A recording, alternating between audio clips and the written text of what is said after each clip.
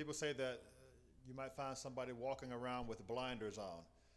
And that phrase usually means that the person is out of touch.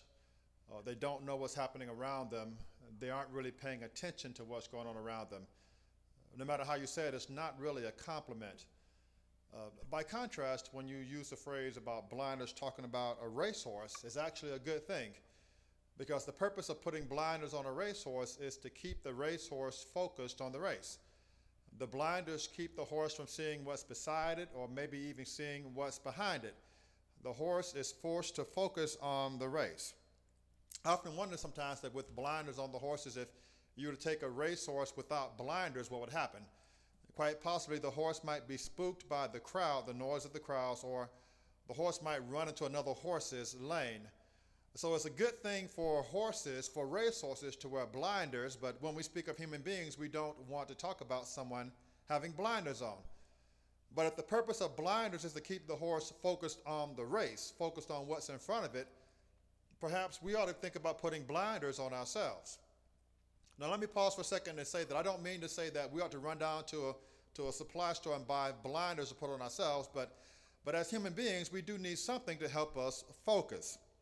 In his book on public speaking, Dwayne Lifton says that researchers say that human beings can only focus on a single stimulus continuously for a few seconds at a time.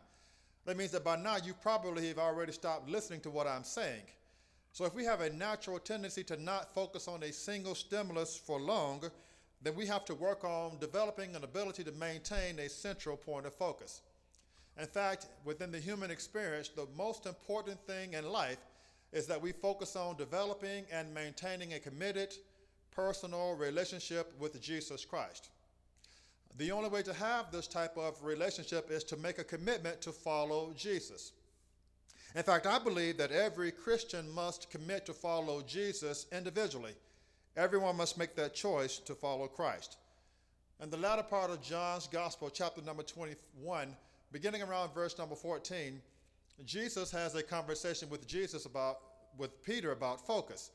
In verses 14 through 18, Jesus reinstates Peter. He asks him 3 times, if you love me, he says, I want you to feed my sheep. I want you to tend my lambs. I want you to care for my sheep.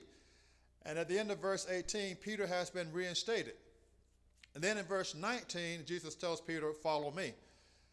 During the course of the conversation, Jesus prophesies about Peter's future ministry, even about how Peter's going to die. But he concludes by saying, Peter, follow me.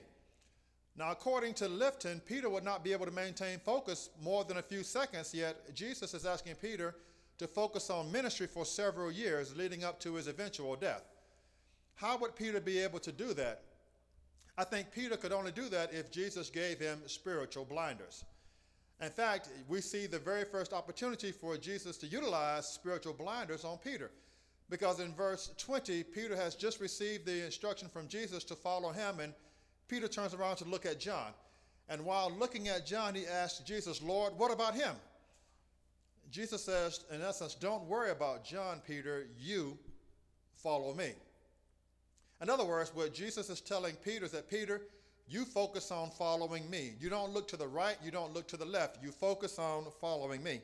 In essence, Jesus is giving Peter spiritual blinders. Just like the racehorse, the blinders on the racehorse keep the horse focused on the race. In the same way, Jesus' instructions to Peter keeps Peter focused on Jesus. And if we're to follow Jesus, we've got to be mindful of the need to run our own race. In Hebrews 12:1, the unknown author of Hebrews talks about this idea of running the race that is set before us. In fact, every believer is encouraged to run the race that is set before him or her. And that's in essence is what Jesus is telling Peter. Peter, you need to run your race. In order for me to run the race that God has given me, I have to focus solely on my race. I have to focus solely on following Jesus for myself. Because Jesus' commandment to Peter was not to follow the crowd that follows the Christ, but Jesus commanded Peter to follow the Christ. So when we commit to following Jesus, we commit to running an individual race. If we're going to commit to running an individual race, we got to recognize that Jesus becomes our target. In Hebrews 12:2, he tells us that the author tells us that we need to focus on Jesus, who is the author and finisher of our faith. If Jesus is the author of my faith, he's there at the beginning of my race. If he's the finisher of my faith, he's there at the end of my race. In fact, as a believer, Jesus is always present throughout my race.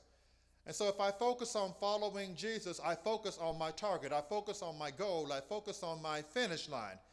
And by focusing on my finish line, I can make corrections wherever necessary to make sure I finish the race.